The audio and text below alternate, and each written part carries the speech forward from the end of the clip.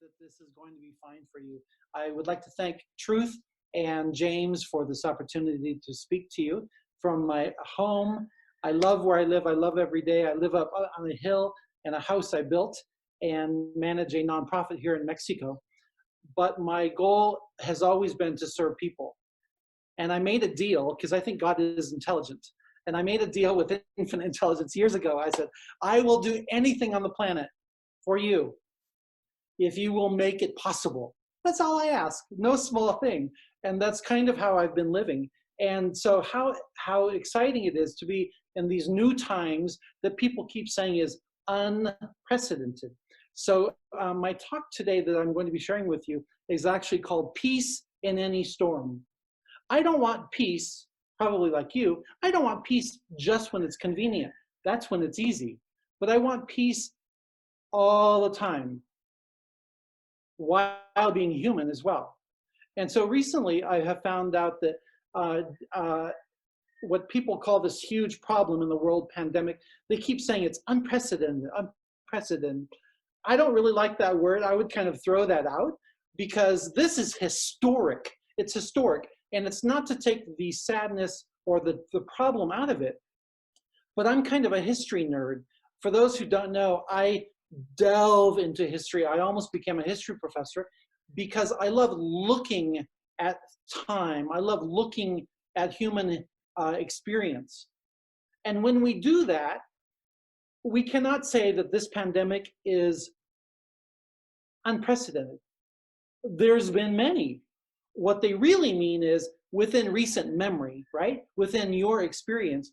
And so they call it unprecedented. I call it historic. I'm not taking any grief out of it or taking anyone's challenge out of it because I know how challenging it is. But I want to be able to see it from a bigger perspective.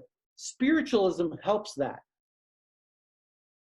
And I'm going to show you 3 different aspects of how to look at this today that I think are pretty profound. If you have any questions about it, feel free to email me later. But the first thing is to realize as we look at peace in any storm, what is it that challenges your peace? When I thought of this title, Peace in Any Storm, the first image I got in my mind was the story that some of us may have learned about from the Bible, from the New Testament, where there was a storm on the Sea of Galilee, and Jesus fell asleep in the bottom of the boat. And up above, facing the storm, supposedly, the disciples were a mess, afraid of dying, and just beside themselves.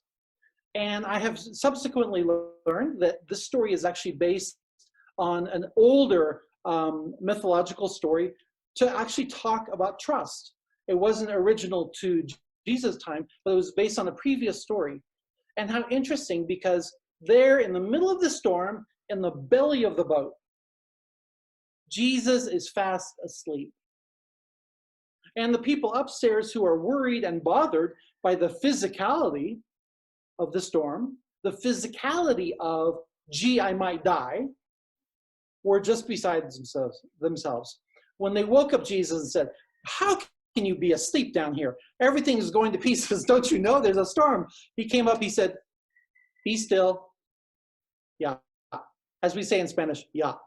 And the storm was quiet. This is one of the most amazing demonstrations or pictures of calming the storms that rage within us. So as we begin, just like with those disciples, compared to Jesus sleeping in the bottom of the boat, what is it that challenges your peace of mind? What fear? What insecurity? And as we face this very historic pandemic at this time, I would hope that not only are you going to have a peace of mind, that during this time, it's going to be fruitful. It's going to be fantastic in some ways. Now, I'm from a hospital family with a strong hospital background of service to people in the medical profession, in the medical profession, but also after 15 or 20 years in the ministry, I understand and have been a part of honoring and being a part of people sitting in their grief and processing difficult times.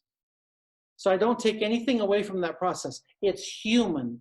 It's part of the soul experience. But we also, as we're always saying, we are spirit or divine having a physical experience. So what is it that challenges your state of being? And the first aspect, number one, is it's the emotional state. Emotions, as we saw in the story, can be really, really horrible or really, really beneficial. Which emotional state are you tapping into? The stages of grief that take us from shock to anger and denial and acceptance, it's part of the human experience. But as spiritualists and metaphysicians, we understand we are not just physical. So we don't want to get stuck in just the emotional. The emotional is what is the fire in our belly. The emotional gets us up in the morning. The emotional sometimes can be beneficial, like fear, keeping us away from a snake or the dark shadows, and to take refuge when needed, like in the bottom of the boat. But we are spirit having a physical experience. So what does that say? If we are going to tap into our spiritual self, it's a whole different ballgame.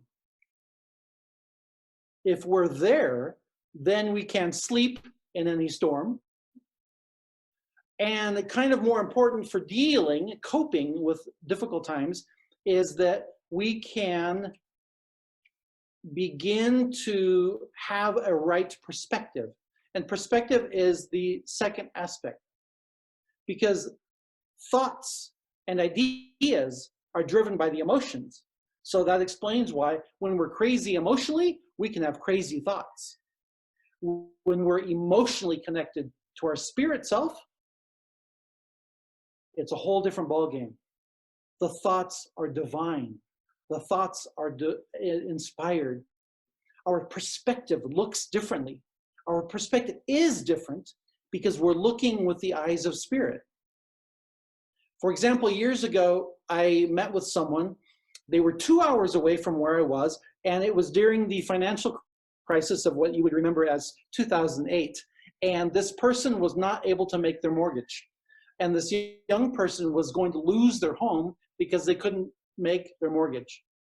And because of her emotional state, where she was kind of stuck, her perspective was limited. Her perspective was one as someone that could only see the negative options. And so I drove 2 hours away to go meet with her. We sat down in a coffee shop. And I knew about these 3 different aspects, because these 3 different aspects I'm going over today are also the 3 different levels of manifestation. If you've been in any of my manifestation classes, you'll start to see the similarities. But she didn't know about that. Here we are on a Sunday afternoon. She's depressed out of her mind, thinking she's going to lose her house.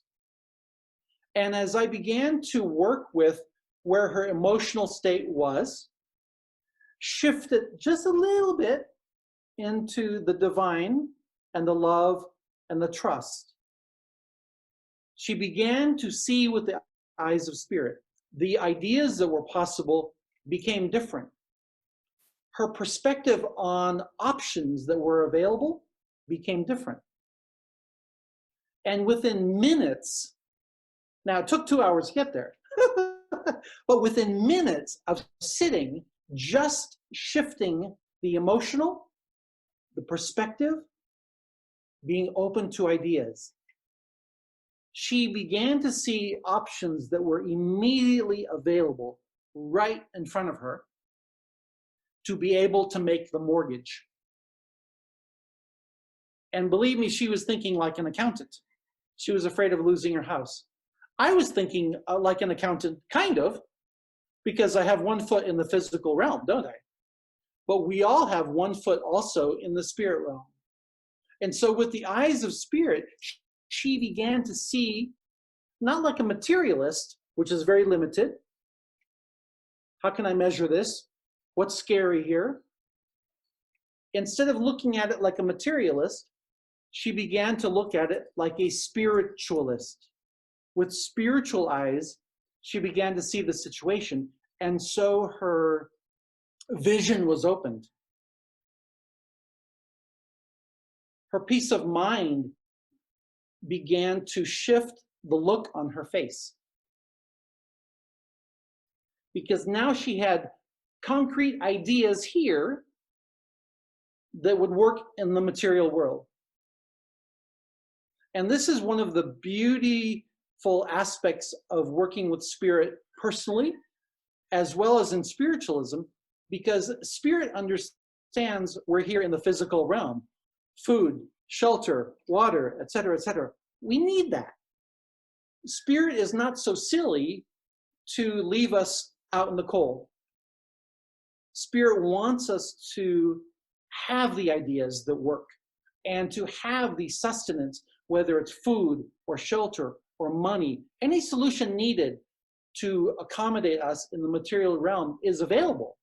The question is, can we see it? So that beautiful perspective of the eyes of spirit begins to unfold ways to do things in the world. Action steps. And action is number 3. Action is the next step. Without that, we're not going to feel very spiritual, stuck on the sofa or staying in bed 7 days a week. Can you hear me? Uh-huh. But to have peace in any storm says, no, I'm not hiding from the problem. I'm an active participant in the solution. I'm an active participant in the manifestation of what I say I'm wanting. This is so beautiful because the problem can give birth to horrible emotions, as we saw. But when connected to the divine, we can very easily step into having that spiritual perspective, the spiritual ideas that say, oh, I can now do this. I can now become that. And so in that way, we begin to see that the world is unlimited. This morning at 8 a.m., I'm not a morning person, but at 8 a.m. this morning, I was on the top of a 2-story house that I'm overseeing as an architect.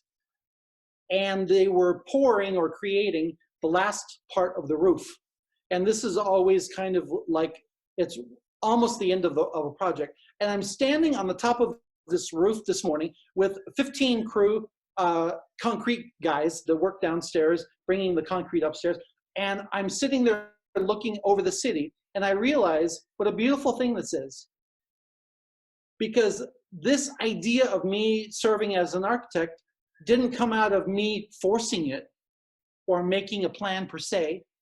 It followed the exact same steps as my nonprofit, as some of my relationships, as building my house here on this hill, as the spiritual communities I've been fortunate to help create.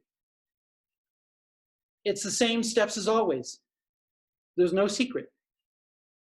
It's the desire in the emotional state, which gives birth to the ideas and the plans and the vision.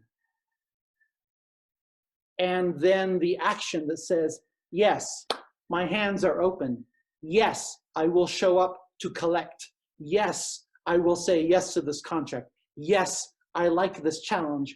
Not because I'm materialistic, no, because I'm spiritualistic. I'm ready to accept the spirit of what's coming in at this next step. Another example that's very close to home, a few days ago, I was doing some counseling with someone from the United States who will remain nameless. And this person was telling me from a great distance that they felt guilty during this time. And I said, why do you feel guilty? And she said, I feel guilty because I can't do more. I said, do more of what? And she said, I feel guilty that I'm okay here at home, and there's so many people who need help. And that's a beautiful thing. But think of these 3 steps. Manifestation always begins with the emotional and the desire. But is it from the material human self or the spirit? And then going into the perspective and the ideas, she had amazing ideas and was already busy. She makes masks in her home to give out to workers who need it, which is a wonderful way. It's a God-inspired. It's God-inspired to do something so beautiful and then to give the gifts away to those who need it. But she was wanting to do more so that the others would not be in such dire states. And so we began to work with that a little bit. Because as we look at our world, there's millions of people who could be helped. But you are where you are. You chose to be in a physical body to have the physical limitation of, I'm here right now. I'm just here. I'm not everything to all people. I'm here in this moment. So I can do what I can, but I need to sleep tonight. I can do what I can, but I still have to pay my bills. And a beautiful example of this that I can really, really relate to was that years ago when I started coming here to Mexico, we started helping about 7 to 10 kids that were orphans, nothing behind them, no security in the world. And here I am coming from San Francisco. I'm bringing food, I'm bringing money, I'm bringing books and clothes year after year after year. And one time I had this thought that was very similar to this lady I was helping. I thought, this isn't fair. There's probably thousands of kids in need, orphans and street kids. I'm only helping 10. And I did have some guilt. I had these thoughts, I should be doing more. I should be busier. Now, this is when I was fortunate to be at Celebrate Life in San Francisco, but I had this nagging thought. Nagging isn't a good thing, but I had a nagging thought. I should be doing more. I should be doing more. I should be doing more. That did not come from spirit. If it's negative, it probably isn't from spirit. And that negative thought, I turned over to spirit saying, help me. I'm only one person. I work full-time in San Francisco. How can I help thousands of orphans in Mexico? And the most beautiful response from spirit came back, almost verbatim, that A, I will never forget, and B, still brings tears to my eyes. Because spirit basically said, you are only one person. You are not the solution for everyone. I'm my solution. I'm part of a solution for those around me, but this is co-creative. It's collaborative. And then the cherry on top, they said, every single person on the planet, every single child on the planet, every single orphan has equal access to us, to God, to spirit, using the law of attraction. And that's when I realized how empowering. I thought, they're right. Spirit is right. These thousands of kids, anyone who's in need, they have access through programs here, churches there, schools here, mentors there. Everyone has access to the spirit helpers. Everyone has equal access. And so I let myself off the hook a little bit. But we don't want to mistake our limitations for being a prison or a box. Because we came here, remember the premise, we came here to have a spiritual experience, living in peace and thriving in peace. Thriving in peace means to go out, to make more masks, provide more food, create more beauty, whatever. You're the only one who gets to make the list, see? And so now we have 29 kids in our program instead of 10. 29, okay? That's very exciting. But most importantly, I understand this is a collaborative project. I came here to choose my life as you came to choose your life. But it's a collaborative experience that hopefully will spring from a place of peace. And then you're empowered. Then you're like the guy who goes up to the storm and say, peace to you, peace. And instead of creating problems or chaos in the world, people will look at you and say, wow, what an example. People will say, wow, you brought me a solution.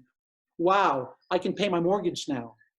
Not because we're everything, but when we are spiritualists, not materialists, when we're spiritualists, we're speaking from that divine inspired space, connected to spirit, and putting that out into the world. And so my hope and my blessing for you today is that you see how obvious these 3 steps are. That in your experience during this historic time on the planet, you don't just get through it being okay.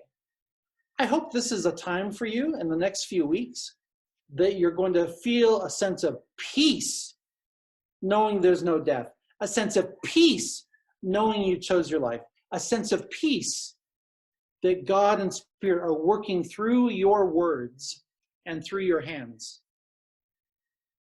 Blessing to you. God bless.